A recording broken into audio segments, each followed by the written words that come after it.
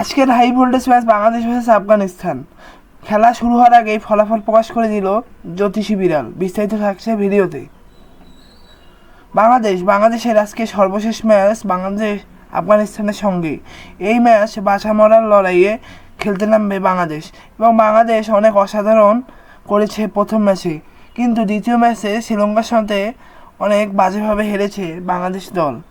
তবে আজকে আফগানিস্তানের সাথে বড় ব্যবধানে জিতলে রান রেট ভালো থাকার কারণেই সুপার ফোরে যেতে পারে বাংলাদেশ। তবে এবার খেলা শুরু হওয়ার আগেই জ্যোতিষীরা ফলাফল প্রকাশ করে দিল যে আজকের ম্যাচ কে জিতবে।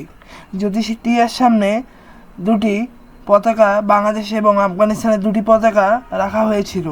সেখান থেকে বাংলাদেশের পতাকা উঁচিয়ে জ্যোতিষীরা বলেছে যে আজকের ম্যাচ বাংলাদেশ জিতবে। তবে আপনার কী মনে হচ্ছে, বাংলাদেশ কি আজকের ম্যাচ আফগানিস্তানকে বড় ব্যবধানে হারিয়ে সুপার ফোরের সমীকরণে অনেক সহজভাবেই সুপার ফোরে উঠে যেতে পারবে? এই বিষয়টি বেশি বেশি করে আমাদের কমেন্ট বক্সে কমেন্ট করবেন এবং ভিডিওতে বেশি বেশি করে লাইক করবেন। সবাইকে ধন্যবাদ। আসসালামু আলাইকুম।